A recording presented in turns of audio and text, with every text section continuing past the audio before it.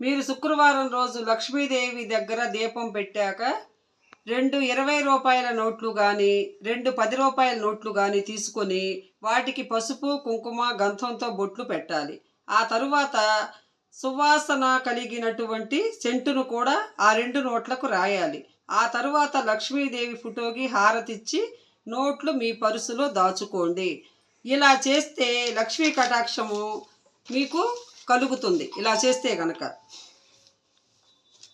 ఇంకోటి ఏంటంటే, ఎవరైతే ఉదయం లేవగానే గడియారం చూస్తారో వాళ్ళ అదృష్టం మొత్తం మొత్తం తగ్గిపోతుంది. పొద్దునే కనుక లేచి మీరు గడియారం కనుక చూశారంటే వాళ్ళకి కాస్త కూస్త అదృష్టం ఉంటే మొత్తం పోతుంది. పొద్దున్నే లేచి వాళ్ళు క్లాత్ చూడకూడదు. అరచేతులు చూసుకున్న వెంటనే భూదేవికి నమస్కారం చేసుకోండి.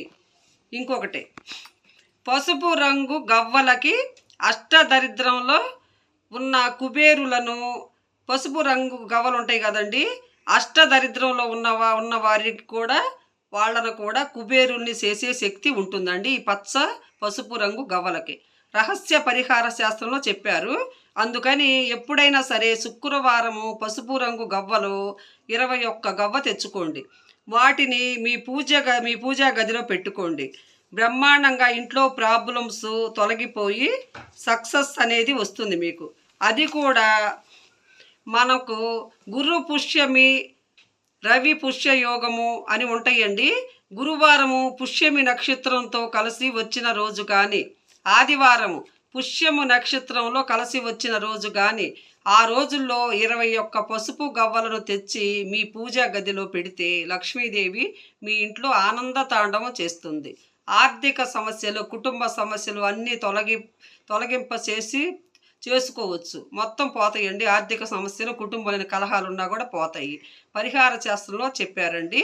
11 మంచి గవ్వలు, మామూలు మంచి గవ్వలు ఉంటాయండి, అవి కూడా తీసుకొని 11 మంచి గవ్వలు తీసుకొని కుంకుమ పువ్వు నీళ్లల్లో కలిపి గవ్వలకు పట్టించి పసుపు గుడ్డతో కట్టి డబ్బు పెట్టుకునే చోట పెట్టుకోండి. ఈ గవ్వల్ని మీకు డబ్బు రావటం మొదలవుతుంది.